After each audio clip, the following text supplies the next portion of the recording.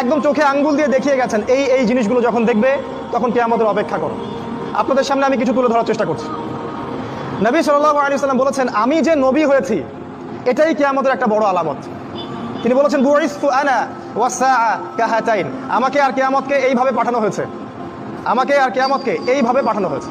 মানে এই দুই আঙ্গুলের মধ্যে যতটুকু দূরত্ব, আল্লাহ রাসূল সাল্লাল্লাহু আলাইহি ওয়াসাল্লাম আর কিয়ামতের মাঝখানে এতটুকু দূরত্ব আছে। এই হাদিসটা উনি বলেছেন 1400 বছর আগে। আপনার যদি সামান্য বিবেক থাকে আপনি বুঝতে পারবেন যে এখন 1400 বছর পর কিয়ামত কত কাছে। নবীজি আরো বলেছেন, আমার ইন্তেকাল কিয়ামতের একটা আলামত। তিনি আরো বলেছেন, কিয়ামতের অন্যতম নিদর্শন হচ্ছে মুসলিমদের ধন সম্পদ বাড়তে থাকবে। এমন একটা অবস্থা হবে যাদের পরনের কাপড় ছিল না, খাবার জুটতো না, পায়ে স্যান্ডেল ছিল না, এই রাখাল টাইপের দরিদ্র মানুষেরাও উঁচু উঁচু বিল্ডিং নির্মাণের প্রতিযোগিতা করবে। সে সময় আসেনি? বিগত 100 বছরে আপনি দেখেন কত বিল্ডিং, 100 বছর আগে এগুলো ছিল না।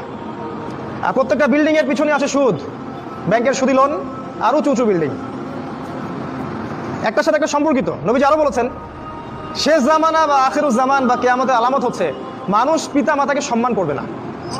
পিতা আর মা এই দুইজন যে সম্মানের পাত্র, এই বোধটাই মানুষের উঠে যাবে।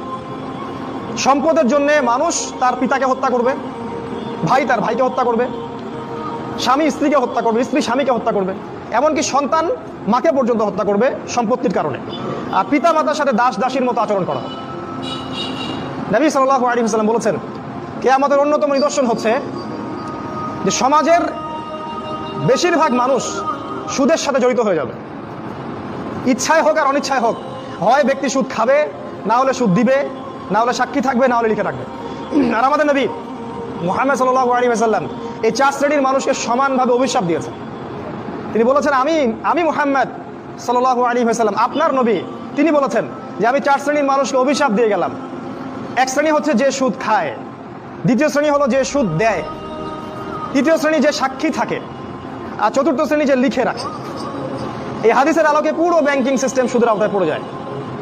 এবং নবী সাল্লাল্লাহু আলাইহি ওয়াসাল্লাম বলেছেন, সুদের 70টা পাপের শাখা আছে, তার সর্বনিম্ন শাখা নিজের মাকে ধর্ষণ করা।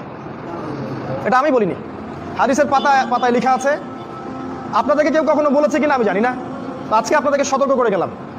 আমাদের নবী বলেছেন সুদের 70টা পাপের শাখা আছে, তার সবচেয়ে নিচের শাখা নিজের মাকে বিয়ে করা, ধর্ষণ করা বা জিনা করা। তিনি আরো বলেছেন সুদের সবচেয়ে উঁচু শাখা হচ্ছে আল্লাহ এবং তার রাসূলের সাথে যুদ্ধ করা। সূরা বাকারায় আছে, সূরা বাকারার 275-76 আয়াতগুলো পড়ে দেখবেন। নবী সাল্লাল্লাহু আলাইহি ওয়াসাল্লাম আরো বলেছেন, যে ব্যক্তি 1 দিরহাম সুদ খাবে সে যেন 36টা মেয়েকে ধর্ষণ করলো।